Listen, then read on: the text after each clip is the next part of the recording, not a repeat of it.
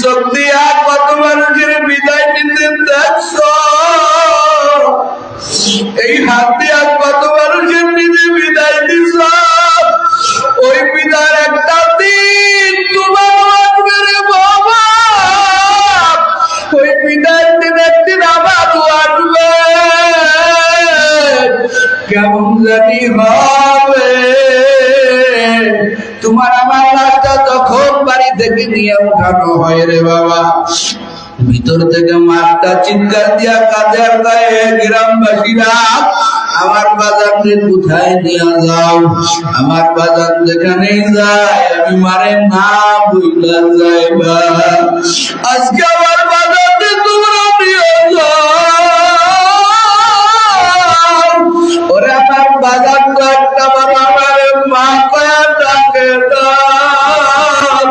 আমি আজকে গায়ে বাজার ডাকবো আর আমার কে মান কয়া ডাকবে।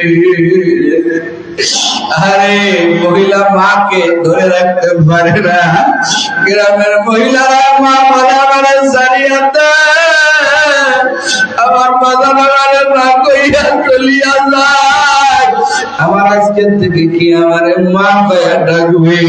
যার মা ডাকটা শুনি আমি মায়ের কলিজা ঠান্ডা হয়ে যায়। এ যুবক, আর সন্তানের জবানের ভাষা নাই, হাত নড়ে না, পা নড়ে না, লাশ হয়ে গেছে। যখন লাশটা বাড়ি থেকে বাহির করে বৃদ্ধা ব্যক্তি ডাক দেয়া হয়, আমার মায়ের কাছে কহিও গিয়া দুধের দাবি ভিক্ষা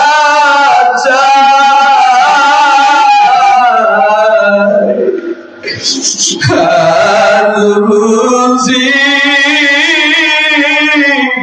দিবা তো আমার জনমের বিদায়, বুঝি দিবা তো আমার জনমের বিদায়। ও বাবা, ওই বিদায় তোমারও আসবে, আমারও আসবে। যুবকরে তোদের হাতে ধরি, পায়ে ধরি, তোর মতো হাজার যুবক আছে আমার মওলারে ভুলে নাই, একটা অক্ত নামাজ ছাড়ে না। এই সংগঠনে অনেক যুবকেরা আছে। এ যুবক ভাইরা, তোমাদের হাতে ধরি, পায়ে ধরি, আমার মাওলারে কষ্ট দিও না, একবার নামাজ ছাড়বা না। তোমার মতো হাজার যুবকেরা পাঁচ ওয়াক্ত নামাজ পড়ে আমার আল্লাহর ইবাদত করে। ও পর্দার আম্মা জানেরা, আপনার চাইতেও বহু সুন্দরী মহিলারা পর্দা করে আমার আল্লাহর ভয়ে, স্বামীর মাল হেফাজত করে, সকাল সন্ধ্যায় কোরআন তেলাওয়াত করে, পাঁচ ওয়াক্ত নামাজে স্বামীর জন্য দোয়া করে। ও মা, আপনি কেন পারবেন না? আপনি বর্তায় কয়দিন চলবেন আর কয়দিন নামাজ কাজা দিবেন? আপনি তাকাইয়া কি দেখেন নাই কত মহিলারা চোখে ভর্তি কাপড় রাইখা, অলংকার আদি রাইখা, কত কসমেটিক রাইখা, কত মাজারেরা পাঁচটা কাপড় নিয়ে কবরে গেল। ও মা, আপনিও তো কবরপুরের যাত্রী, একটু তওবার নিয়ত করেন, আর নামাজ কাজা দিবেন না, পর্দা করবেন। ওরে আমার যুবক বুড়া বাবারা, দাড়িটা পেকে গেছে, এখনো বিড়ি খাও, নামাজ পড়ো না। ও বাবারা, আমার আল্লাহ মৃত্যুর পরোয়ানা পাঠাইয়া দিয়েছেন, একটু তওবার নিয়ত করেন। আমার আল্লাহর মতো গফফার আর কেউ নাই, আমার আল্লাহর মতো গফুর আর কেউ নাই। বাবা, জীবনের শেষ মাহফিল হতে পারে, তওবাকারী আল্লাহর বন্ধু কাদের কাদের খাঁটি তওবার নিয়ত আছে, খাঁটি নিয়তে দুটো তো হাত, তওবার নিয়তে আমার আল্লাহরে দেখায়া দে। আলহামদুলিল্লাহ কদ্দারা খায়রান ওয়া কাবালা, আলহামদুলিল্লাহ কদ্দারা খায়রান ওয়া কাবালা, ওয়া শুকরু লিমান صور حسنا وجمالا والشكر لمن صور حسنا وجمالا فرد صمد عن صفة الخلق بديع فرد صمد عن صفة الخلق بديع ربنا عزلي خلق الخلق كمالا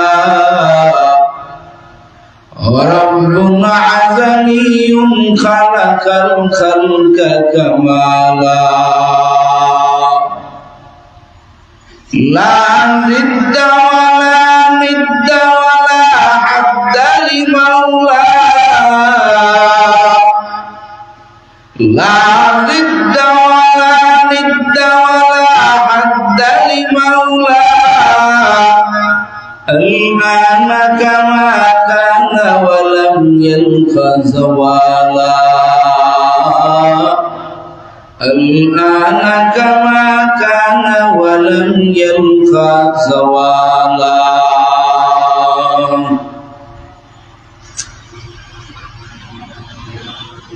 ইসলামী জাগরত তরুণ পরিষদের উদ্যোগে আয়োজিত আজকের এই ইসলামী মহাসম্মেলনের সম্মানিত সভাপতি সুদক্ষ পরিচালক সাহেব, আমার পূর্বে মুহতারাম অত্যন্ত জ্ঞানগর্ভ আলোচনা করেছেন, মাহফিলে উপস্থিত আছেন মুআজ্জাজ মুকাররম নায়েবে নবী জাতির রাহবার আইম্মায়ে মাসাজিদ দিগার উলামায়ে কেরাম, আমার সামনে উপবিষ্ট আছেন বিভিন্ন স্থান থেকে আগত আল্লাহ পাকের আশিকিন জাকিরিন মুহিব্বিন মুরব্বিয়ানে আওয়াম, কলিজার টুকরা আমার যুবক ভাইয়েরা, স্নেহের সোনামণিরা, পর্দার আড়ালে অবস্থানরতা শ্রদ্ধেয়া সম্মানিতা মা ও বোনেরা, সর্বোপরি দয়াময় আল্লাহ পাক রব্বুল আলামিনের দরবারে লাখো কোটি শুকর ও সুজুদ যে মহান আল্লাহ তাআলা এই তরুণদের আয়োজিত আজকের এই কোরআনের বাগানে হাজারো মানুষের মধ্য থেকে আল্লাহ তাআলা যাচাই বাছাই করে মনোনীত করে এই জান্নাতি বাগানে আসবার এবং বসবার তৌফিক দান করেছেন। আপনারা খুশি না বেজার? স্টেজে আরো আওয়াজ বাড়াইতে হবে ভাই। আপনারা এই ময়দানে আসতে পেরে খুশি না বেজার? আরো জোরে বলেন। এখানে কিন্তু ইচ্ছা থাকলে আসা যায় না। হুজুর বয়ান শেষে অনেকে ঝাড়া দিয়ে উঠে গেছেন। আমি অনেক দূরের থেকে আপনাদের মেহমান হিসেবে আসছি। এই সিস্টেম খালি আপনাদের এই কক্সবাজারে দেখি, পরে আবার অনেকে আসে, কিন্তু এটা আদব না, আদবের খেলাফ। কোরআনের আলোচনা চলবে, বক্তা পরিবর্তন হবে, কিন্তু আপনারা উঠে যাবেন না। উঠাউঠি ব্যারাম উঠে গেলে এটা কোরআনের সাথে বেয়াদবি হয়। লম্বা টাইম বয়ান করার নিয়তও নাই। একটু দোয়া করবেন, আপনাদের মাঝে আসি শুধু দোয়া নেওয়ার জন্য, কারণ আপনারা একেবারে বাংলাদেশের এক সীমান্তের মানুষ, আমি আর এক সীমান্তের মানুষ। একটু মুরব্বী যারা আছেন অন্তর থেকে দোয়া করেন, আল্লাহ পাক যেন জরুরি কিছু কথা আমি অধমের জবান দিয়ে আল্লাহ তাআলা যেন বাহির করে দেন। সবাই বলেন আমিন। আর একটু জোরে বলেন। হযরত অনেক মূল্যবান কথা বলেছেন। আসলে কোরআনের এই বাগান, তরুণদের আয়োজিত আজকের এই বাগানে আপনারা আসতে পারছেন। অনেকেই নিয়ত করেছিল, আসতে পারে নাই। নেকের কাজের নিয়ত থাকলে অনেক সময় পূর্ণ হয় না। একজনের তৌফিক লাগে, তিনি বলেন তো কে? সবাই জোরে বলেন কে? অনেকের উপরে হজ ফরজ, মনে নিয়ত আছে করব, কিন্তু টাইম টু টাইম করতে পারে না। আছে না অনেক এরকম? যেমন আল্লাহ কোরআনে তো হজের ঘোষণা ইব্রাহিমকে দ্বারা দেওয়া হয়েছে। ফ্লাইট মনে হয় বাংলাদেশ থেকে শুরু হয়ে গেছে। আল্লাহ পাক কোরআনে হাকিমের মধ্যে বলছেন, আযিন ফিন নাস বিল হজ্জি ইয়াতুকা রিজালাও ওয়া আলা কুল্লি জামিরি ইয়াতিনা মিন কুল্লি ফাজ্জিন আমিক।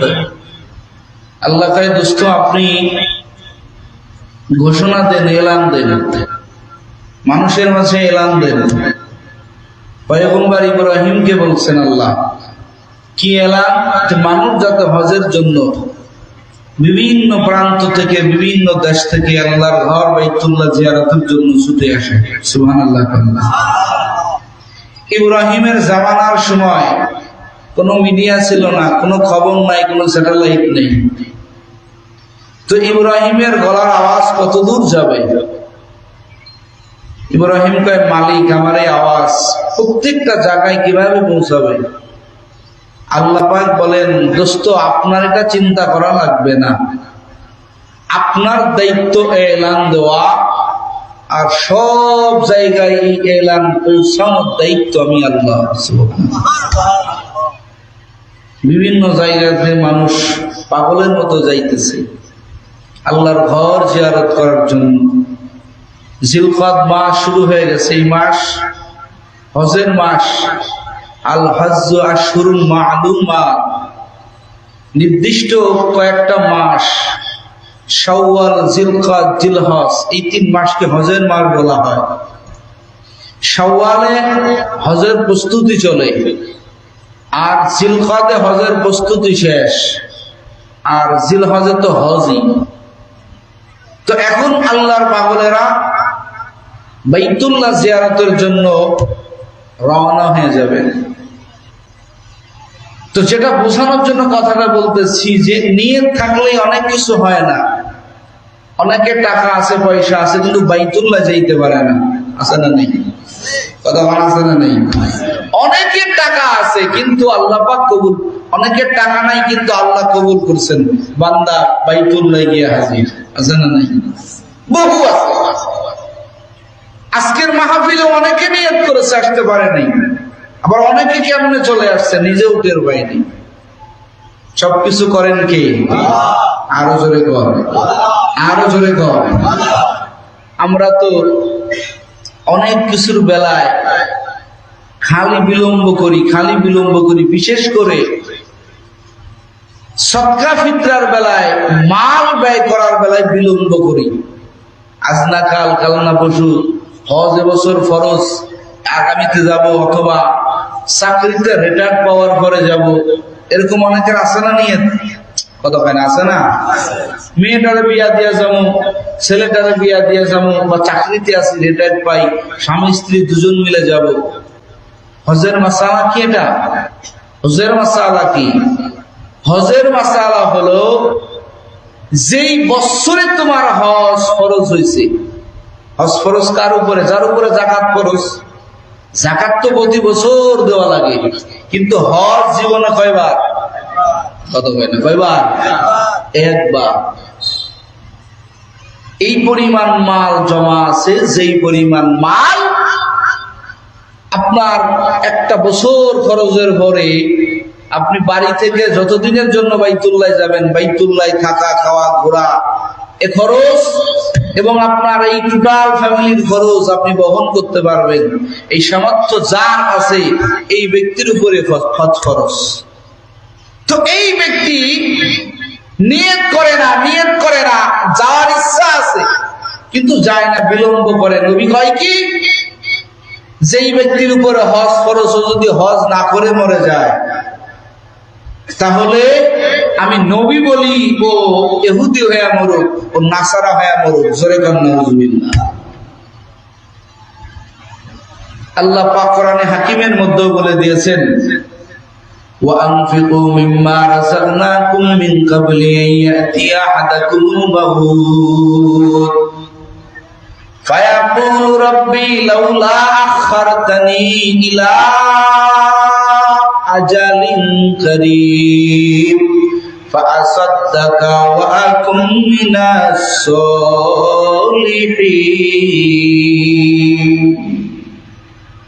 আল্লাহ কয়, বান্দা তুমি দান করো, ব্যয় করো। কোথা থেকে ব্যয় করবা? আল্লাহ পাক বলেন, বান্দা যেই রিজিক আমি আল্লাহ তাআলা তোমাকে দান করলাম, তোমাকে আমি আল্লাহ দিলাম, এই রিজিক থেকে তুমি ব্যয় করো। মিন ক্বাবলি আন ইয়াতিয়া আহাদাকুমুল মাউত, বান্দা এই দানটা করবা তোমার মৃত্যু আসার আগে। মৃত্যু বরণ হয়ে গেলে, আজরাইলের সাথে ধরা পড়লে আর তুমি একটা পয়সা দান করতে পারবা? তখন পারবো আমরা? আমরা আল্লাহ থেকে আল্লাহর মাল ব্যয় করতে পারবো না। অনেক আল্লাহর বান্দা বলবেন, ফায়াকুলু রাব্বি লাউলা আখারতানি ইলা আজালিন কারীম। আল্লাহর বান্দা বলবেন, আয় আল্লাহ একটা বার সময় দাও, ফাসাদদাকা ওয়া কুম মিনাস সলিহিন। ও আল্লাহ একটা বার সময় দাও, আমি বান্দা দুনিয়াতে আমার মাল আমি আল্লাহর রাস্তায় ব্যয় করি। আল্লাহ বলবেন, বান্দা এক মুহূর্ত সময় আর দেওয়া হবে না, কারণ ফাইদা জাআ আজালুহুম লা ইস্তাখিরুনা সাআতাও ওয়া লা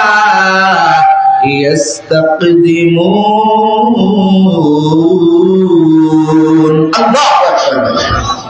একবার মৃত্যু এসে বললে আর সময় দেওয়া হবে না, কারণ আমার আপনার আজাল শেষ মুহূর্ত কোথায় শেষ এটা কি আমি আপনি কেউ জানি?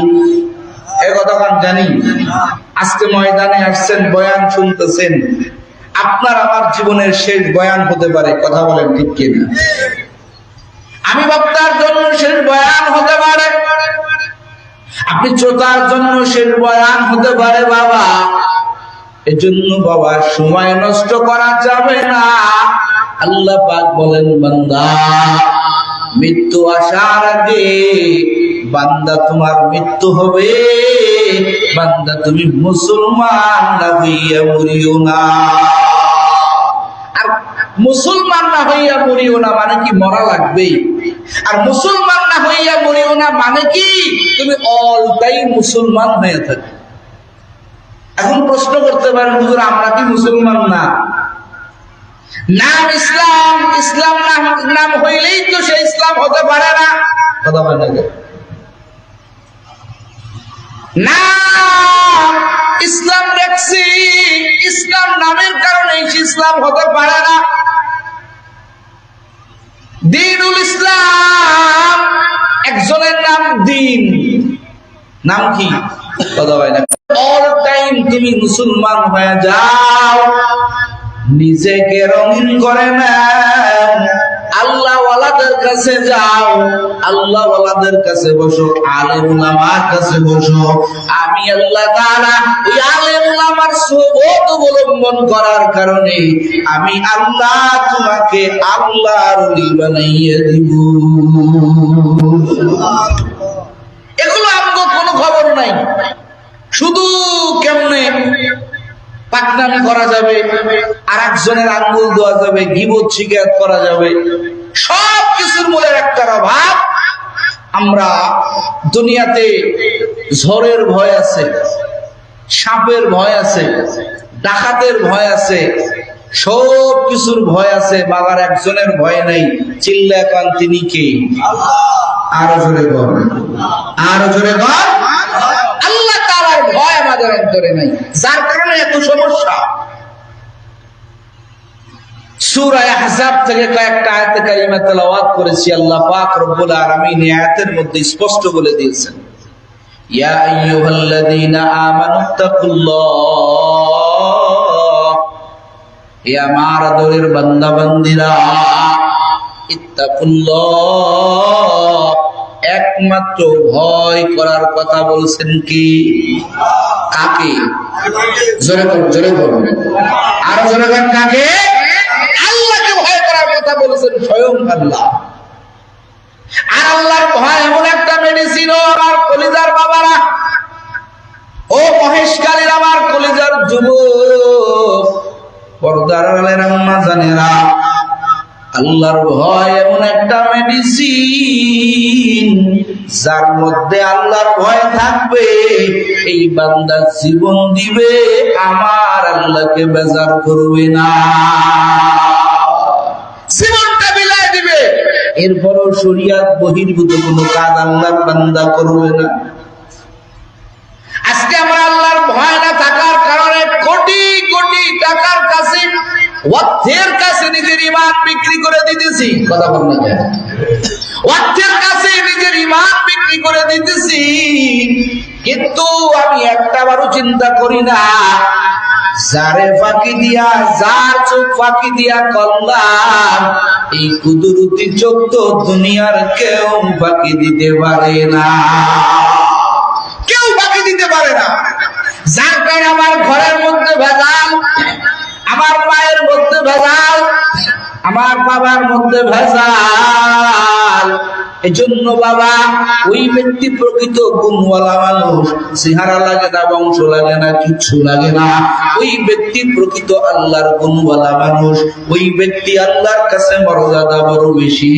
বলে আমার আল্লাহ চেহারা দেখে না, আমার আল্লাহ তাআলা বান্দার কোনো কিছুই দেখে না, আমার আল্লাহ তাআলা ওই ব্যক্তিকেই মহব্বত করেন যার মধ্যে আমার আল্লাহর ভয় আছে।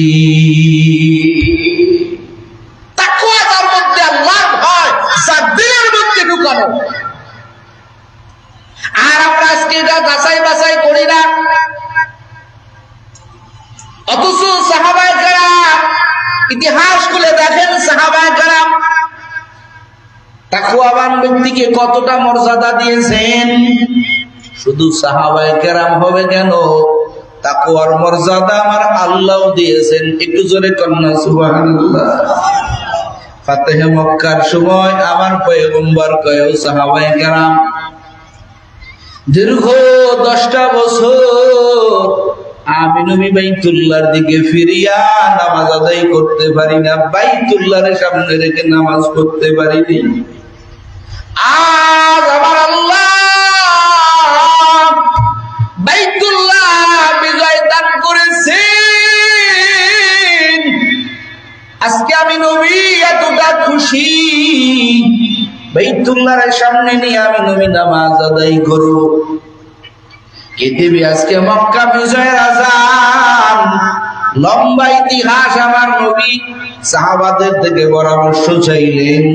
কেউ কেউ কয় নবী আবু বকরকে দ্বারা বাইতুল্লাহর আযান দেওয়ান, কেউ কেউ কয় নবী ওমরকে দিয়ে বাইতুল্লাহর বিজয়ের আযান দেওয়ান, কেউ কেউ কয় নবী উসমানকে দিয়ে করান, কেউ কেউ কয় নবী আলীকে দিয়ে বাইতুল্লাহ বিজয়ের আযান দেওয়ান। আমার নবী কয় না না, আজকের বাইতুল্লাহর এই বিজয়ের আযান, মক্কা বিজয়ের আযান আবু বকর দিবে না, ওমর দিবে না, উসমান দিবে না, আলী দিবে না। আমার নবী কয় এই সাহাবায়ে কেরাম, আজকের বাইতুল্লাহ মক্কা বিজয়ের আযান আমি নবীর ঘোষণা আর আদরের বেলালকে দিয়ে দিও। বেলালকে দিয়ে আযান দেওয়া হলো। সাহাবায়ে কেরামের মধ্যে কিছু নতুন সাহাবী 4000 সংখ্যায়, যারা নবীর মক্কা আগমনের পরে যারা নতুন সাহাবী হইল, এই নতুন সাহাবারা কানা ঘষা করতে লাগলো নবী দরবারে। এত বড় বড় সাহাবীরা এইখানে নবী কেন বেলালের মতো একটা কালো গোলাম, দেখতে ভালো দেখা যায় না, কণ্ঠে সুর নাই, আমার আল্লাহ তাআলা নবী কেন এই বেলালকে দিয়া আযান দেওয়াইলেন? কণ্ঠওয়ালা মুয়াজ্জিনের তো অভাব নাই। এই কানা ঘষা সাহাবায়ে কেরাম নতুন যারা বেলালকে চেনে না, বেলালের সুরাত দেখে জাস্টিফাই করেছেন, কিন্তু বেলালের মাথার থেকে নিয়ে পা পর্যন্ত, বেলালের কলব পর্যন্ত দুনিয়ার কেউ না চিনতে পারে, একজন চিনেন, তিনি কে? আওয়াজ করে কন আল্লাহ। কে? আমার আল্লাহ কয় ইন্না আকরামাকুম ইনদাল্লাহি আতকাকুম। জোরে কন আল্লাহু আকবার। আমার আল্লাহ তাআলা কয়, এ নবী আমার, সাহাবায়ে কেরামের অনেকেই বেলালকে আযান দেওয়া পছন্দ করে না। ও নবী আমার, আপনি ঘোষণা দিয়ে দেন, বেলালের আযানে শুধু আপনার সাহাবীরাই খুশি, তাই না? ওরে আপনি শুধু রাজি না এমনটা না, বেলাল যে আযান দিয়েছেন, বেলালের মর্যাদা আমি আল্লাহর কাছেও বেশি। আমি আল্লাহর কাছে চেহারার দাম নাই, আমি আল্লাহর কাছে, ওরে বান্দা, চেহারার দাম নাই, মারার দাম নাই। ও বান্দা, তুমি কত ক্ষমতাওয়ালা, ওই ক্ষমতার আমার আল্লাহর কাছে কোনো ভ্যালু নাই। আল্লাহর কাছে তার মর্যাদা বেশি, যার হৃদয়ের মধ্যে আমার আল্লাহর ভয়। একটু জোরে কন্যা বাবা, আল্লাহু আকবার। এজন্য বেলালের মর্যাদা আল্লাহর কাছে অধিক ছিল।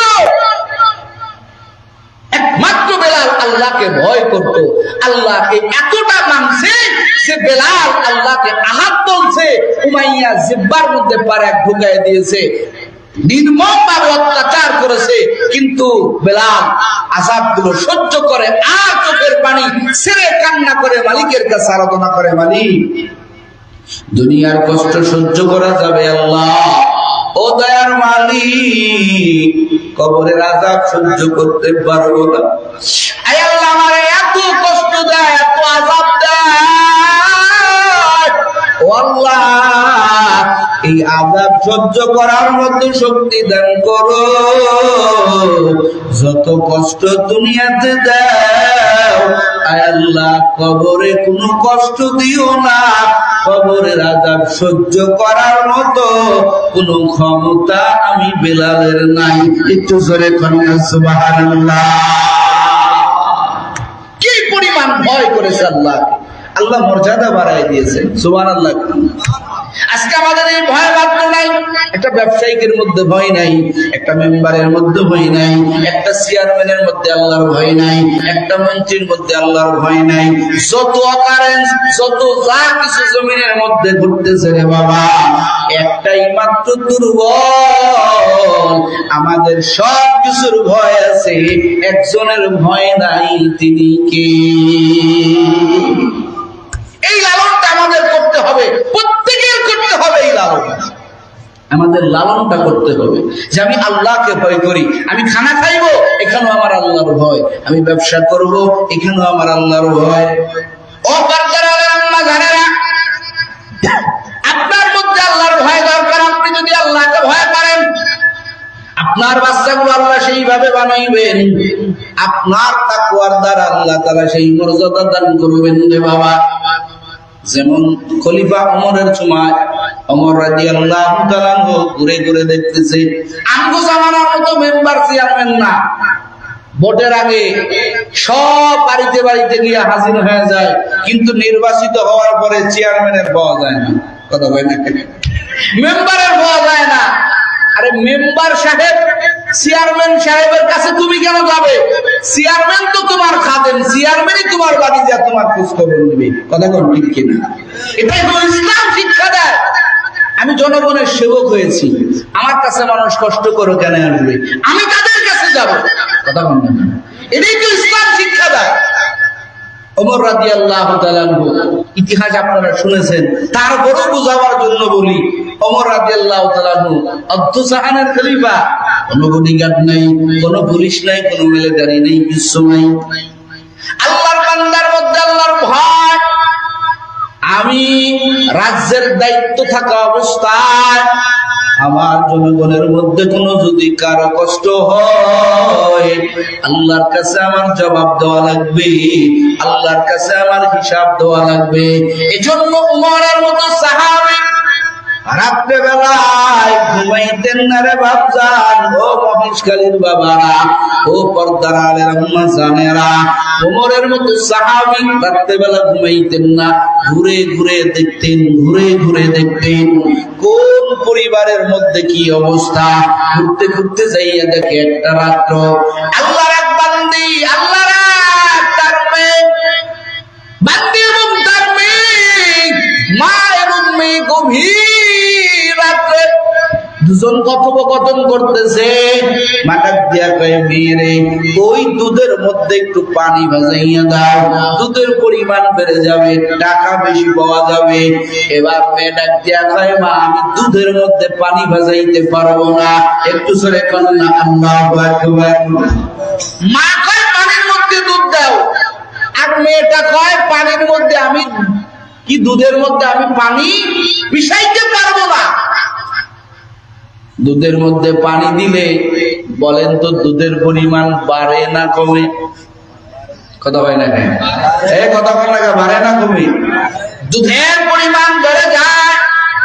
এখন পানি তো দুধ না, দুধ আর পানির কি একদম? কথা হয় নাকি একদম? আপনি দুধের মধ্যে পানি বাজাইয়া দুধের পরিমাণ বাড়াইয়া দিলেন, মানে ভেজাল করলেন। কথা হয় না? ভেজাল করলেন আপনি, আপনি দুর্নীতি করলেন।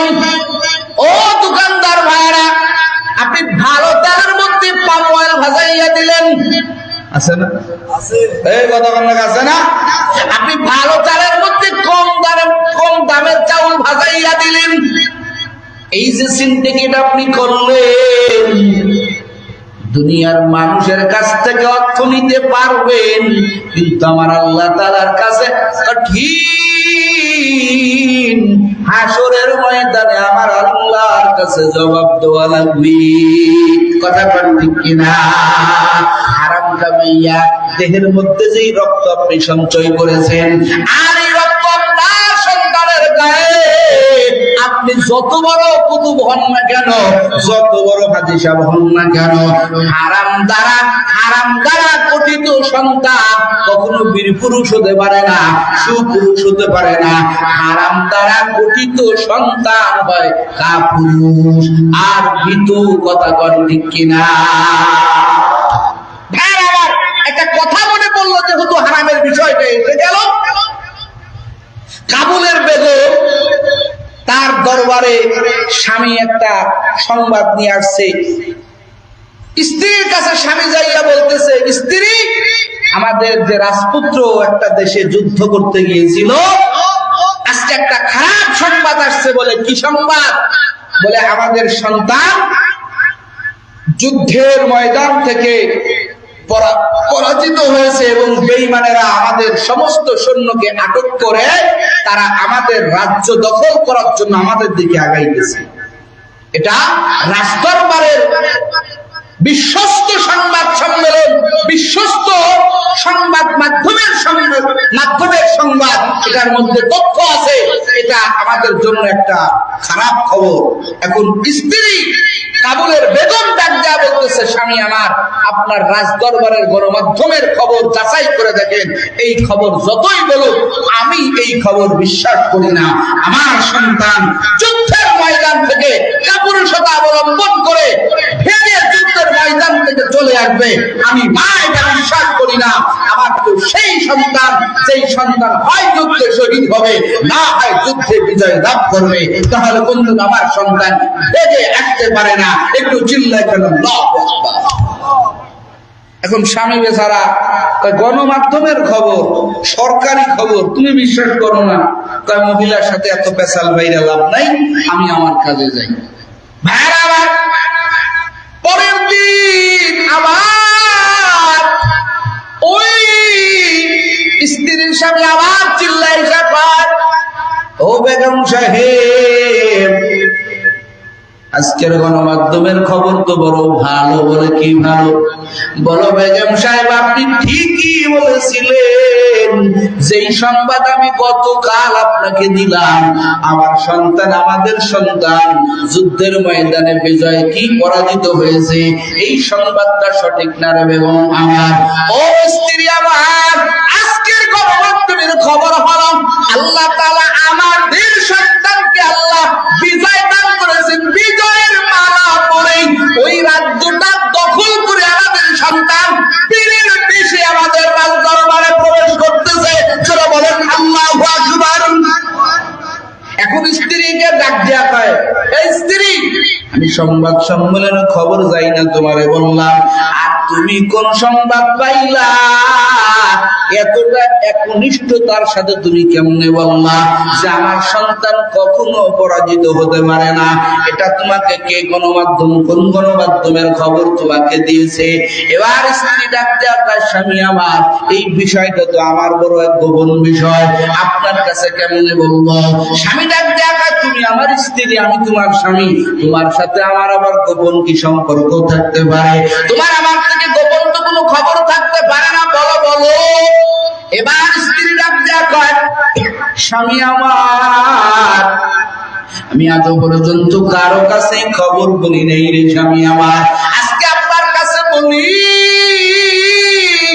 ও আমার স্বামী, এই যে আমাদের সন্তান, যেই সন্তান আজকে যুদ্ধের ময়দানে যুদ্ধ করতে গিয়েছে, স্বামী আমার, আমার গর্বে যেদিন আমার শাহাদাত, আমার সন্তান আমার গর্বে এসেছিল, ও স্বামী আমার, আমি এতটা আল্লাহকে ভয় করে করে শুনেছি।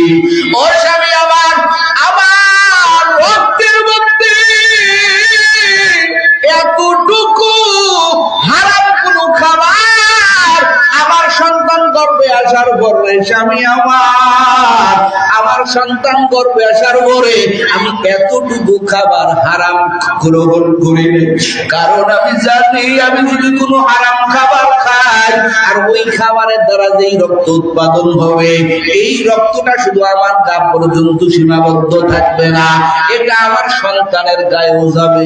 কথা পাই না, এই কথা বল না, আমি হারাম কামাই করব, আমার স্ত্রী হারাম ভাবে অর্থ উপার্জন করবে, ওই অর্থটার দ্বারা যেই খাদ্য আমার পরিবার গ্রহণ করবে, ওই খাদ্যের দ্বারা যে রক্ত হবে, রক্তটা পাক না না পাক? কথা বলে না, কথা বল না, জোরে বল। হারাম যারা খান একটু মনোযোগ দিয়ে কথা বলে দিবেন। কষ্ট হচ্ছে আপনাদের? এটা বাস্তবতা। আজকে আমার সন্তান কেন সত্য কথা বলতে পারে না? আজকে আমার সন্তান কেন নষ্ট হয়ে যাইতেছে? কারণ কি? তদবিরি দিয়া কোনো কাম হবে? কোনো কাজ হবে না। আপনার সন্তান আপনাকে খুন করে, পেপার খুললেই তো দেখি সন্তানের হাতে বাবা শহীদ হয়ে গেছে, নাই? আছে না নাই? মায়ের হাত কি, মেয়ের হাতে মা মার খাইতেছে, মেয়ের হাতে বাবা মার খাইতেছে। কত ভালো পান না খবর আপনারা? কাবুলের বেগম ডাক দেয়া, স্বামী আমার, আমার সন্তান যেদিন আমার পেটে আসছিল, স্বামী, আমি মা একটা লোকমা খাদ্য না পা খালাতে হারাম ভাবে কোন খাবার আমার পেটে ঢুকাই নেই। আমার দিলের মধ্যে এমন ইচ্ছা আছে, এতটা আমি একনিষ্ঠ মা। ও পর্দার আলের আম্মা জান, আজকে কয়জন মা বুকে হাত দিয়ে বলবে আমার সন্তানটা আমি এইভাবে এইভাবে লালিত পালিত করেছি? ও কলেজার বাবারা, কাবুলের বেগম ডাক দেয়া কয়, স্বামী আমার, আমার সন্তান গর্ভে আসার পরে তার কসম, এতটুকু খাদ্য আমি না পা খালাতে কোনো সময় খাই নাই, হারাম কোনো খাবার ঢুকাই নাই।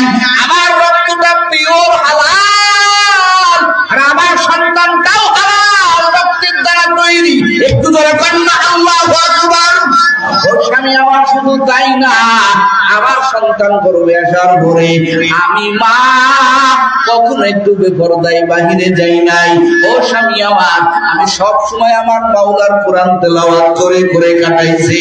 ও পর্দার আলের আম্মা জান, আজকে আপনি সন্ধ্যা থেকে নিয়ে রাত 10টা পর্যন্ত পেটে সন্তান নিয়ে ওই নাপাক অবস্থায় ওই টিভির দিকে তাকান, মোবাইলের দিকে তাকান, আপনার পেটটা পর পুরুষকে দেখান।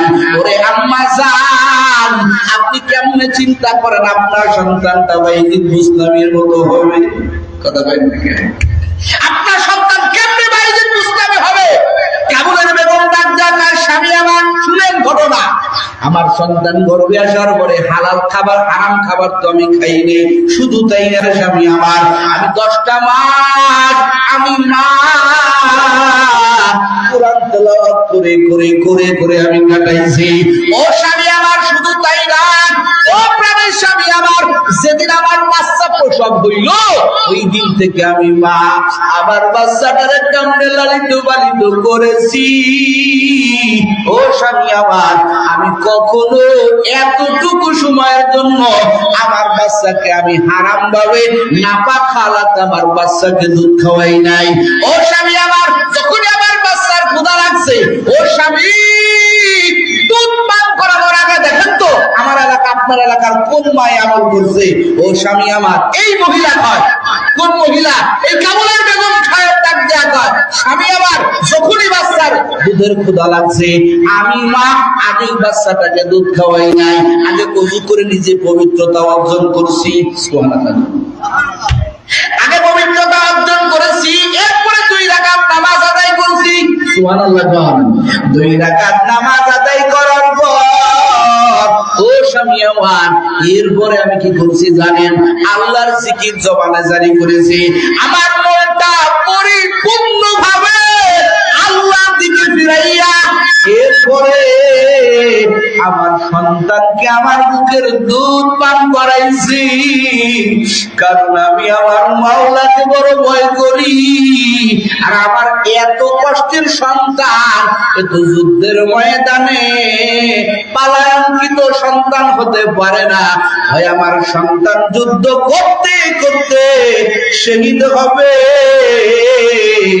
না হয় আমার সন্তানকে আমার এতটুকু মনের ইচ্ছা, এতটুকু আমার দৃঢ় প্রতিজ্ঞা আছে, আমার ভিতরে এতটুকু জোর আছে, আমার সন্তান হয় যুদ্ধের ময়দানে শহীদ হবে, না হয় বীরের বেশে কালেমার পতাকা উত্তীর্ণ করবে।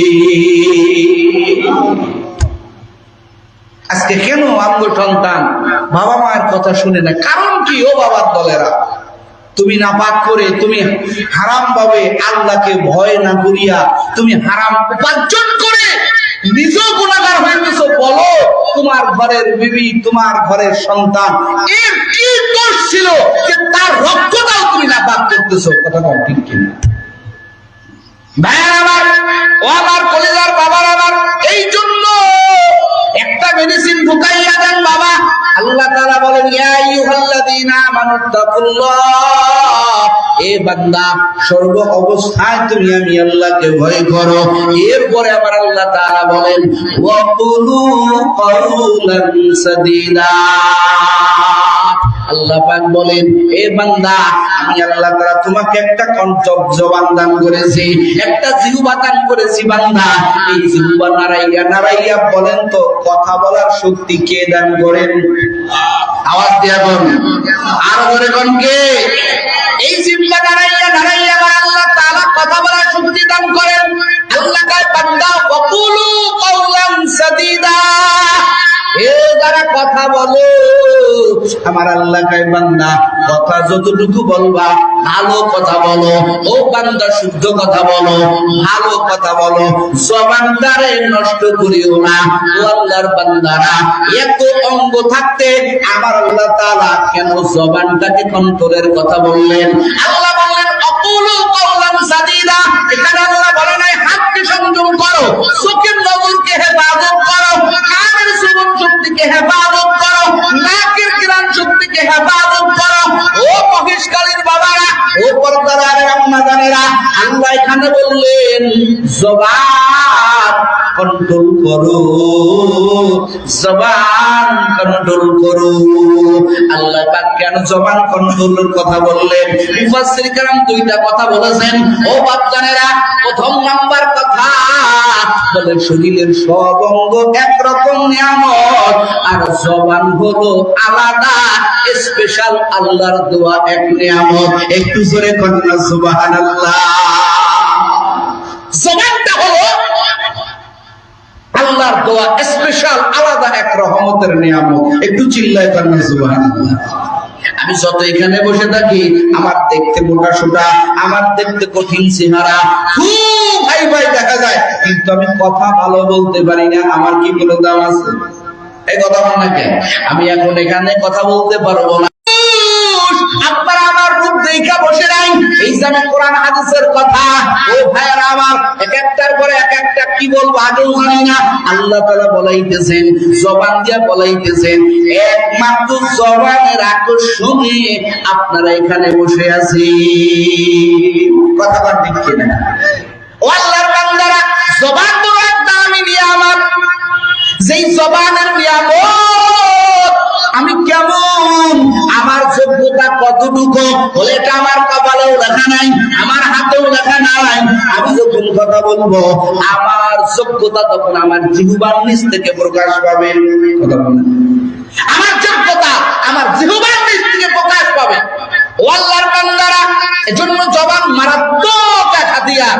একজন ইহুদি বেধর্মী শুধু জবান দ্বারা বলল লা ইলাহা ইল্লাল্লাহু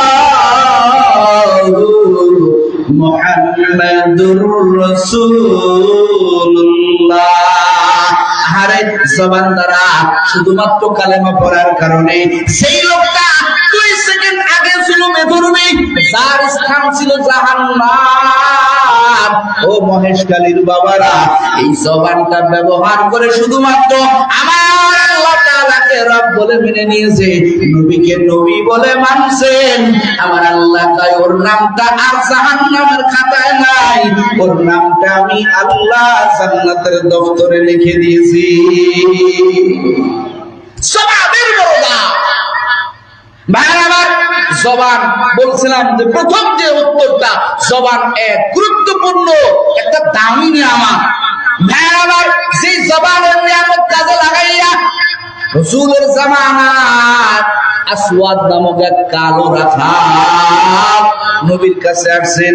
ও নবী আমার, আমি ইহুদিদের ছাগল বকরি চড়াই। ও নবী আমার, আমি শুনছি আপনি মুসলমানদের নেতা, সাহাবায়ে কেরামের রাহবার। ও পয়গম্বর, আমি একজন কালো রাখাল। নবী আমার, আমি তো রাখাল মানুষ, আপনার সাথে একটু দেখা করার জন্য নবী আপনার কাছে আসছি। ও নবী আমার, এখন যদি আমি আপনার হাতে কালেমা পড়ে মুসলমান হয়ে যাই, ও নবী আমার, তাহলে কি আপনি আমি কালো রাখালকে বুকে টেনে নিবেন? সুবহানাল্লাহ। নবী আমার কয়, এ রাখাল, মুসলমান মুসলিম জাতি এমন জাতি, ইসলাম এমন ধর্ম, বংশ বিচার করে না, চেহারা বিচার করে না। তুমি যখন কালেমা পড়ে মুসলমান হবা, আমি নবী তোমাকে সাথে সাথে আমার বুকে টেনে নিব। একটু জোরে কন্যা বাবা সুবহানাল্লাহ। সাথে সাথে আমার বুকে টেনে নিব। সত্যি বলে হ্যাঁ। এবার এই রাখাল আমার নবীর হাতে হাত দিয়া সাথে সাথে বলে নিয়েছে লা ইলাহা ইল্লাল্লাহ, বলেন লা ইলাহা ইল্লাল্লাহ মুহাম্মাদুর রাসূলুল্লাহ। কালেমা পড়ে মুসলমান হয়ে গেছে। এবার রাখালকে নবী আমার কাজ কি আগে বলেন। আমার নবী কয়, তোমার সর্বপ্রথম কাজ হলো এই যে ইহুদির ছাগলগুলো তুমি তার কাছে বুঝে দিয়ে আসো, এটা তোমার প্রথম কাজ। রাখাল চলে গেলেন, ছাগলগুলো বুঝে দিয়ে আসলেন রে বাবা। এবার নবীর কাছে আইসা কয়, নবী এখন আমার কাজটাকে একটু বুঝাইয়া দেন। আমার নবী ডাকতে কয়, রাখাল, এমন একটা মুহূর্ত সময় তোমার সামনে, না কোনো নামাজের সময়, না কোনো হজের সময়, না কোনো রোজার সময়। এরে রাখাল, এখন তোমার সামনে একটা রাস্তা খোলা। বলে কি? বলে যুদ্ধের ময়দানে কালেমা তরবারি নিয়ে যুদ্ধের ময়দানে ঝাঁপায় পড়ার সময়। এবার রাখাল কয়, নবী তাহলে দোয়া করে দেন, আমি এবার তরবারি নিয়ে যুদ্ধের ময়দানে হাজির হয়ে যাই। হাদিসের মধ্যে আসছে এই রাখাল আসওয়াদ নামক কালো রাখাল নবীর কাছ থেকে বিদায় নিয়া ওই যুদ্ধের ময়দানে যুদ্ধ করতে গেলেন। বাবা, যুদ্ধ করতে করতে করতে এক পর্যায়ে এই রাখাল শহীদ হয়ে গেলেন। বলেন তো, এই রাখালের আমল নামায় কোন সওয়াব আছে?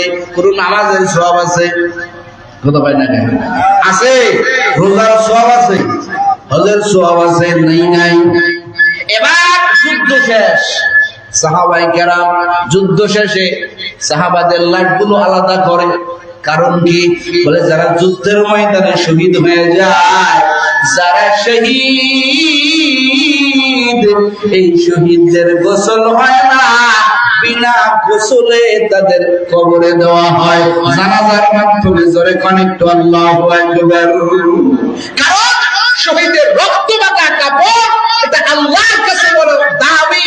আল্লাহ তাআলা রাসূল বলছেন এই রক্ত মাখা জামা নিয়া শহীদ কাল হাসরের ময়দানে আল্লাহর দরবারে দণ্ডায়মান হবে। আর তার গায়ের রক্ত দিয়া, তার গায়ের শহীদের সেই রক্ত দিয়া আল্লাহ পুরা হাসরের ময়দানটা নিষ্কম্বরের সুগন্ধময় বানায় ফেলবেন। বলে শহীদের রক্তটা আল্লাহ তাআলা নিষ্কম্বরের চাইতেও বেশি ঘ্রাণযুক্ত করে কাল কিয়ামতের ময়দানে শহীদকে হাসরের ময়দানে দণ্ডায়মান করাবেন। একটু করে কন্যা সুবহানাল্লাহ। এবার সাহাবায়ে কেরাম সাহাবাদের লাশগুলো আলাদা করতেছেন, কিন্তু এই রাখাল যে সাহাবী, এতে নতুন সাহাবী হয়েছে, একমাত্র নবী জানে, আর কোন সাহাবী জানে না। সাহাবায়ে কেরাম এই রাখালকে কেন্দ্র করে ঘিরে আছে। এ বাপজানেরা, এবার সাহাবায়ে কেরাম চিন্তা করে কে আমরা গোসল দিব, কে আমগো দলে না বেধর্মীর দলে। এক আর বাবারা আমার, ও পরদানিশিনী আমার, মায়েরা আমার, নবী সাহাবাদেরকে দেখলেন চতুর্দিকে ঘিরে আছেন। নবী যাইয়া দেখেন, কই কি হইছে এখানে? বলে ও নবী আমার, এই যে একটা লোক আমাদের মধ্যে শহীদ হয়ে আছে, এতে থেকে তো আমরা কেউ চিনি না। ও নবী আমার, উনি কি আমাদের দলের নাকি বেধর্মীর দলের? আমার নবী এই সাহাবার দিকে তাকাইয়া, আমার নবী একদিকে কান্নার আওয়াজ, আমার নবী আবার সাহাবাদের দিকে, এই রাখালের দিকে তাকাইয়া আমার নবী মুস্কি মুস্কি হাসতেছেন। একটু জোরে কন্যা বাবা সুবহানাল্লাহ। নবী মুস্কি মুস্কি হাসতেছেন, কারণ কি? একটা লোক মারা গেছেন, নবী হাসতেছে, কারণ কি? এবার লোকজন ডাক দেয়া কয়, সাহাবায়ে কেরাম ডাক দেয়া কয়, নবী আমার, একটা লোক চির বিদায় হয়ে গেল। ও নবী আমার, আপনি কেন হাসতেছেন? পয়গম্বর জবাব দেন, জবাব দেন। আমার নবী ডাক দেয়া কয়, ও সাহাবায়ে কেরাম, শুধু আমি হাসি না রে সাহাবীরা রে, আমার আল্লাহ এই মুহূর্তে এই রাখালকে দেখে আমার আল্লাহ স্বয়ং হাসতেছেন। একটু জোরে কন্যা বাবা সুবহানাল্লাহ। বলে ও পয়গম্বর, আল্লাহ হাসার কারণটা কি? আমার নবী ডাক দেয়া কয়, ও সাহাবায়ে কেরাম, এই রাখালের কপাল কত ভালো, যার আমল নামায় নামাজের কোনো সওয়াব নাই, যার আমল নামায় রোজার কোনো সওয়াব নাই, যার আমল নামায় হজের কোনো সওয়াব নাই, যার আমল নামায় যাকাতের কোনো সওয়াব নাই। অথচ এই সাহাবী হলো আল্লাহর জান্নাতের মেহমান। একটু জোরে কান্না বলা আল্লাহু আকবার। বলে কারণ কি? বলে কারণ শুধুমাত্র যুদ্ধের আগে এই সাহাবী জবান দ্বারা বলেছিলেন, লা ইলাহা ইল্লাল্লাহু মুহাম্মাদুর রাসূলুল্লাহ। এই যে জবানের ব্যবহার করলেন বাবা, এই জবানের ব্যবহারের দ্বারা এই সাহাবী, যার আমল নামায় নামাজের সওয়াব নাই, যার আমল নামায় হজের সওয়াব নাই, আমার আল্লাহ তাআলা তাকে জান্নাতের মেহমান আমার আল্লাহ বানাইয়া দিয়েছেন। একটু জোরে কন্যা বাবা সুবহানাল্লাহ। ও মহেশখালীর আমার বাবারা, ও পর্দার আমার আম্মা জানেরা, ও কলেজার যুবক, আল্লাহ তাআলা বলেন, ইয়া আইয়ুহাল্লাযীনা আমানু তাকুল্লাহ ওয়া কুলু কাওলান সাদীদা ইউসলিহ লাকুম আমালাকুম ওয়া ইয়াগফির লাকুম যুনুবাকুম ওয়া মান ইউতি'ল্লাহা ওয়া রাসূলাহু ফাকাদ ফাযা ফাওজান আযীমা। ও কলেজার বাবারা, আওয়াজ নয় কেন? আওয়াজ এরকম হচ্ছে কেন? কারণ কি? ইকো বেড়ে গেছে। আল্লাহ তাআলা বলেন, আমি আল্লাহকে ভয় করো, এর পরে কি করো? ওয়াকুলু কাওলান সাদীদা, ও আল্লাহর বান্দারা তোমার জবানটাকে কন্ট্রোল করো, জবানটাকে কন্ট্রোল করো। ইসলিহ লাকুম আমালাকুম, এর দ্বারা আল্লাহ তোমাকে কি করবে জানো? বলে তোমার আমলটা আমার আল্লাহ পরিশুদ্ধ করে দেবেন। তারপরে আল্লাহ কি করবেন রে কলিজার যুবক? আমার আল্লাহ কয় ওয়ায়াগফির লাকুম যুনুবাকুম, ও বাবারা আল্লাহ কয় বান্দা তোমার জীবনের গুনাহগুলি আমার আল্লাহ মাফ করে দেবেন। ও কলিজার বাবারা, ও বান্দারা, আমার আম্মা জানেরা, এখানে তুমিও গুনাহগার, আমিও গুনাহগার রে যুবক। এই গুনাহ নিয়ে যদি তুমি কবরে যাও, আমি কবরে যাই, ওই কবরখানা তো জাহান্নামের গর্ত হয়ে যাবে বাবা। এই জন্য যুবক, ও বান্দারা, আমার আম্মা জানেরা, এক জাররা পরিমাণ গুনাহ নিয়ে যদি কবরে যাও, ওই কবরখানা তো বাবা জাহান্নামের গর্ত হয়ে যাবে বাবা। এজন্য বাবা আল্লাহর দরবারে ক্ষমা করাইয়া কবরে যাও। এ যুবক, তুমি আল্লাহর নিয়ামত খাও, আমি আল্লাহর নিয়ামত খাই। এ যুবক, আল্লাহর নিয়ামত খাইয়া তুমি কেমনি আমার আল্লাহর সাথে নাফরমানি করো? একটু কি তোমার দিলে বাঁধে না যে আল্লাহর দোয়া পানি বাতাস আল্লাহ তাআলা আমাকে ভোগ করাইতেছেন, কত নিয়ামত আল্লাহ তাআলা আমাদেরকে খাওয়াইতেছেন। এত নিয়ামত খাওয়ার পরে আমি কেমনে আমার মাওলার সাথে নাফরমানি করি? আরে যুবক, আল্লাহর ভয় তোমার মধ্যে নাই কেন বাবা? এ যুবক, কি নিয়ে আমার মাওলার দরবারে যাবি? আমার আল্লাহ যদি বলে বান্দা রে, তুই যেই ঘরের দরজা বন্ধ করিয়া এ বান্দা রাতের অন্ধকারে আমি আল্লাহর সাথে তুমি নাফরমানি করো, মোবাইলের নাচ গান দেখো, ল্যাপ কম্বল মুড়ি দিয়া, আল্লাহ তাই বান্দা রে আমি তোর কেমন খালে,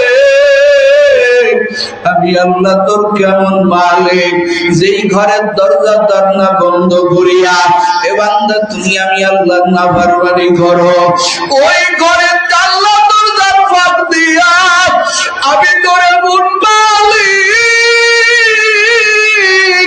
আমি আল্লাহ তাআলা ওই ঘরের দরজার জানলার ফাঁক দিয়া অক্সিজেন ঢুকাইয়া রে বান্দা আমি আল্লাহ তাআলা তোকে আমি আল্লাহ তাআলা বাঁচায় রাখি। এরে বান্দা, আমি তোর মালিক যদি ওরা 5টা মিনিটের জন্য যদি অক্সিজেন বন্ধ করে দে, আরে বান্দা তুই আর নাফরমানি করতে পারবি না। আমার আল্লাহ কয় বান্দা আমি এইটাও করি না, আমি আল্লাহ শুধু দেখি কখন আমার বান্দা একটা বার আমাকে আল্লাহ কয়ে ডাকবে, আমি আল্লাহ তাআলা তাকাইয়া দেখি আমার বান্দা কখন একটা বার আমার আল্লাহ কয়ে ডাকবে। আরে জমিনের মানুষ, ও পর্দার আড়ালের আম্মা জানেরা, কোন মানুষকে তো ডাকলা না, এই জবান দিয়া কত মানুষকে ডাকলা, এই জবান দিয়া তুমি বাবা কত ডাকছো। এখানে কত আল্লাহর বান্দারা আছেন, কত সপ্তাহ হয়ে গেল, কত মাস হয়ে গেল, কত বছর হয়ে গেল, একটা মা কয়ে ডাকতে পারেন না রে বাবা, একটা আব্বা কয়ে ডাকতে পারেন না, কারণ ওই মারে 5টা কাপড় পরাইয়া, ওই বাবারে 3টা কাপড়ে মুড়াইয়া জনমের মতো বাবারে কবরে নামাইয়া দিছেন, জনমের মতো মারে কবরে নামাইয়া দিছেন। এরে কলিজার যুবক, মনে কি পারি না? আজকে কত মানুষের দেখতে পাও কিন্তু বাবার মতো একটা বাবা পাও না। আজকে কত মায়ের দেখতে পাও, ওই মায়ের মতো তো কেউ আদর করে না। ও যুবক, কোথায় তোমার মা, কোথায় তোমার বাবা? আজকে তুমি তোমার মা বাবার জন্য কান্না করো। এরে বাচ্চা, ও পর্দার আড়ালে আমার মা বোনেরা, একদিন তুমি আমিও মরব। তোমার আমার গায়ের থেকে সব নতুন কাপড়গুলো খুলে ফেলবে। ওরে মাথার সুতোটা পর্যন্ত কেচে দিয়ে কাটিয়া ফেলবে, গায়ের গেঞ্জিটা পর্যন্ত কাটিয়া ফেলবে। ওই বাজার থেকে 3টা কাপড় নিয়ে আইসা রে বাবা তোমার আমার জনমের মতো পেঁচাইয়া দিবে, আর দুনিয়াতে রাখা হবে না। ও যুবক, কিসের বাহাদুরি করো? এই জবান দিয়া কার প্রশংসা করো? এ যুবক, অন্তরের গুনাহ কি মাফ করাইয়া যাবা না? এ যুবক, দুনিয়ার সামান্য করো, তুমি সহ্য করতে পারো না, আমি সহ্য করতে পারি না। এরা যুবক, যদি বেনামাজি গুনাহগার হইয়া কবরে যাও, ওই কবরখানা আমার নবী কয় ওটা তো জাহান্নামের গর্ত হয়ে যাবে। দুনিয়ার আগুন কিন্তু জাহান্নামের আগুন এক হবে না রে বাবা। দুনিয়ার আগুন যদি তোমার কেনিয়ান গুলে লাগায় দেওয়া হয়, ওই কেনিয়ান গুলি পড়বে, আর কোন অঙ্গ পড়বে না। আর আমার মালিক, ও মহেশকালের বাবারা, নাফরমানি তো করতেছো, নামাজ না পড়িয়া সময় কাটাইতেছো। জাহান্নামের আগুন আমার আল্লাহ কতটা কঠিন বানায়া রাখছেন, আমার আল্লাহ তাআলা কোরআনে বয়ান করে দিয়েছেন। এ যুবক, মনে করো দুনিয়ার আগুন একটু হাত দিলে তো কিছুই হয় না। বলে না না, জাহান্নামের আগুন দুনিয়ার আগুনের মতো না। আল্লাহ তাআলা বলেন, নারুল্লাহিল মুকাদ্দাতুল্লাতী তাত্তালিউ আলাল আফিদা।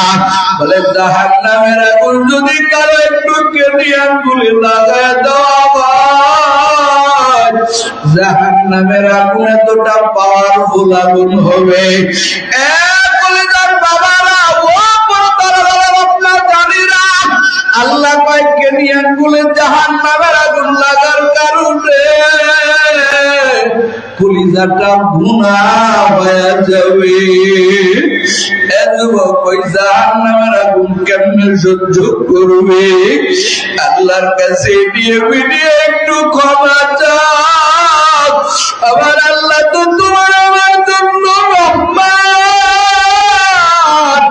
আমার আল্লাহ তো তোমার আমার জন্য রহিম।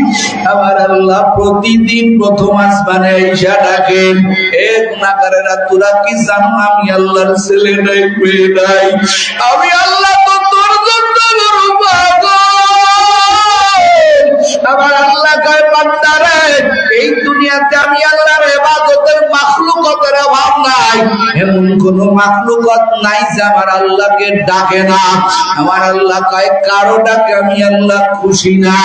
কিন্তু আমার আদম জাতি যখন একটাবার আমি আল্লাহকে ডাকতাম, আমার আল্লাহ কয়, ওই বান্দার জন্য আমি আল্লাহ রহিম হয়ে যাই, ওই বান্দার জন্য আমি আল্লাহ রহমান হয়ে যাই।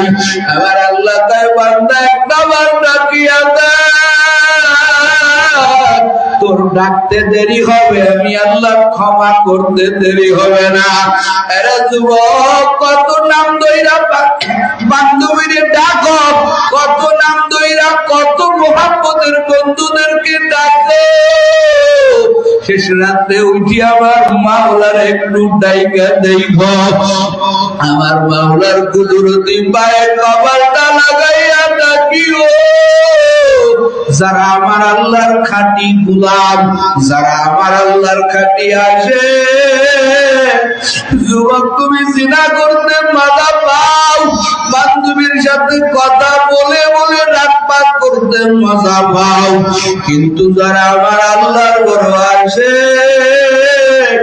রাত্র গভীর হইলে ওই বান্দাগুলো স্থির থাকতে পারে না। ওই আমার আল্লাহর পাগল বান্দাগুলো যায় নামাজটা বিছাইয়া আমার মাওলার কুদরতি পায়ে কপালটা লাগাইয়া ওই বান্দা কাঁদে আর বলে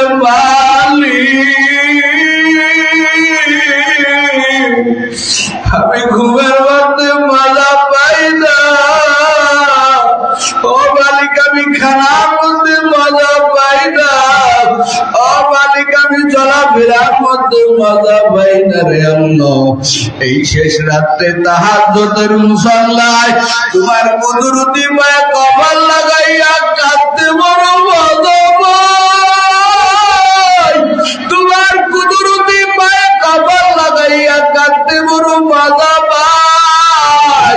আরে যুবক, এই মজা তুমি বোঝো না রে বাবা, কিন্তু যারা আমার আল্লাহর খাটিয়া আছে এই বান্দাগুলো একটা রাত আমার মাওলাকে মাওলা ছাড়া বুঝে না, একটা রাত তাহাজ্জুদ ছাড়া কাটায় না রে বাবা। এজন্য আমার কলিজার যুবক, আর কয়দিন নাফরমানি করবা? তাকাইয়া দেখো না তোমার বয়সী কত যুবকেরা তাজা প্রাণ গুলো কবরে চলে যাইতেছে। এমন কোন দিন নাই যে যুবকের লাশের খবর পাওয়া যায় না। ও আমার কলিজার বাবারা, মহেশখালী আমার কলিজার বন্ধুরা, ও পর্দার আম্মা জান, মনে করো এই ময়দান তোমার আমার জীবনের শেষ ময়দান। সকাল বেলায় তোমার আমার বাড়ি মসজিদের খাটিয়াটা চলে আসবে, তোমারে আমারে ডাকবে, রে নাই যাবা চলো আপন বাড়ি চলো। জনমের মতো গোসল দিয়া তোমারে আমারে ওই কবরে নেওয়ার জন্য রেডি হয়ে যাবে। ও আমার একটু চক্ষু বন্ধ করে নিজেরা দেখে, যেদিন আপনার গায়ের উপরে ওই বড়ই পাতা গরম পানি দিয়া সে গোসল করাইবে, তোমার আমার বাচ্চাগুলো চতুর্দিকে ঘুরবে আর কাঁদবে। বড়ই পাতার গরম জলে শুয়াইয়া বাপ স্বামীর তলে, জন্মের মতো দিবে গোসল করাইয়া।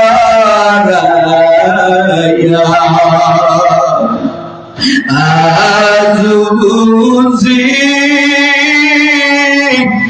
দিবেন গো আমার জনমের বিদায়। বাবা রে, একটু চোখের বাড়ি ফেলাইতে পারো কিনা দেখো। ওই মুর্দা ব্যক্তি বলবে আজ বুঝি দিবেন গো আমার জনমের বিদায়। মুর্দা ব্যক্তির লাশটা যখন বাড়ির উঠানে জানাজার জন্য দাঁড় করায় দেওয়া হবে, মুর্দা ব্যক্তি জানাজার দৃশ্য দেখিয়া বলবে সরকারে দাঁড়াইয়া, সরকারে দাঁড়াইয়া কিসের নামাজ পড়াইলেন ভাই, আজ বুঝি দিবেন গো আমার জনমের বিদায়। আরে তোমার আমার লাশটা যখন খাটিয়ার উপরে জানাজার নামাজের পরে যখন চারজন লোক উঠে নিয়ে রওনা হয়ে যাবে, যুবক আমার কলিজার বাবারা, মহেশখালীর বাবারা, এই শক্তি আর কত মানুষের বিদায় নিতে দেখছ, এই হাত দিয়ে আর কত মানুষের নিজে বিদায় দিছ। ওই বিদায়ের একটা দিন তোমার লাগবে রে বাবা, ওই বিদায়ের দিন একদিন আবার আসবে। হবে?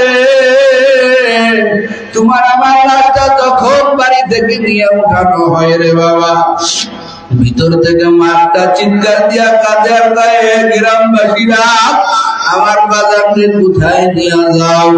আমার বাজার যেখানেই যায় আমি মারে না বুঝলা যাইবা। আজকে আমার বাজারকে তোমরা নিয়ে যাও। ওরে আমার বাজার তো একটা বাবা আমার মা কয়া ডাকে না।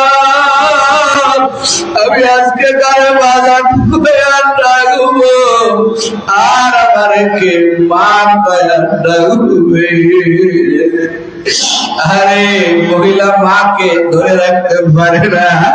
গ্রামের মহিলারা মা বাজারে জানিয়াতে আমার বাজারে না কইয়া চলিয়া যায়। আমার আজকের থেকে কি আমারে মা কয়া ডাকবে? যার মা ডাকটা শুনি আমি মায়ের কলিজা ঠান্ডা হয়ে যায়। এ যুবক, আর সন্তানের জবানের ভাষা নাই, হাত নড়ে না, পা নড়ে না, লাশ হয়ে গেছে। যখন লাশটা বাড়ি থেকে বাহির করে বৃদ্ধা ব্যক্তি ডাক দেয়া কয়, আমার মায়ের কাছে কহিও গিয়া দুধের দাবি ভিক্ষা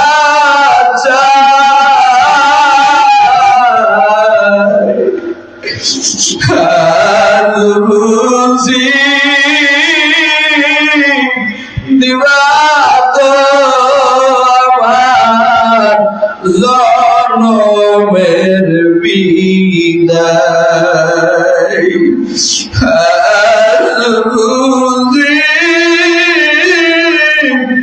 দিবা তো আমার জনমের বিদায়। ও বাবা, ওই বিদায় তোমারও আসবে, আমারও আসবে। যুবকরা তোদের হাতে ধরি, পায়ে ধরি। তোর মতো হাজার যুবক আছে আমার মওলারে ভুলে নাই, একটা অক্ত নামাজ ছাড়ে না। এই সংগঠনে অনেক যুবকেরা আছে। এ যুবক ভাইরা, তোমাদের হাতে ধরি, পায়ে ধরি, আমার মাওলারে কষ্ট দিও না, একবার নামাজ ছাড়বা না। তোমার মতো হাজার যুবকেরা পাঁচ ওয়াক্ত নামাজ পড়ে, আমার আল্লাহর ইবাদত করে। ও পর্দার আড়ালের আম্মা জানেরা, আপনার চাইতেও বহু সুন্দরী মহিলারা পর্দা করে, আমার আল্লাহর ভয়ে স্বামীর মাল হেফাজত করে, সকাল সন্ধ্যায় কোরআন তেলাওয়াত করে, পাঁচ ওয়াক্ত নামাজে স্বামীর জন্য দোয়া করে। ও মা, আপনি কেন পারবেন না? আর বেপরদায় কয়দিন চলবেন? আর কয়দিন নামাজ কাজা দিবেন? আপনি তাকাইয়া কি দেখেন নাই কত মহিলারা শোকেস ভর্তি কাপড় রাইখা, অলংকার আদি রাইখা, কত কসমেটিক রাইখা, কত মাজারেরা পাঁচটা কাপড় নিয়ে কবরে গেল। ও মা, আপনিও তো কবর ঘুরের যাত্রী, একটু তওবার নিয়ত করেন, আর নামাজ কাজা দিবেন না, পর্দা করবেন। ওরে আমার যুবক ও বুড়া বাবারা, দাড়িটা পেকে গেছে, এখনো বিড়ি খাও, নামাজ পড়ো না। ও বাবার, আমার আল্লাহ মৃত্যুর পরোয়ানা পাঠাইয়া দিয়েছেন, একটু তওবার নিয়ত করেন।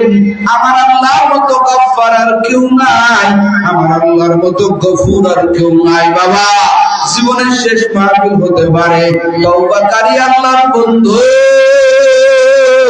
কাদের কাদের খাঁটি তওবার নিয়ত আছে, খাঁটি নিয়তে দুটো তো হাত, তওবার নিয়তে আমার আল্লাহরে দেখায়া দে।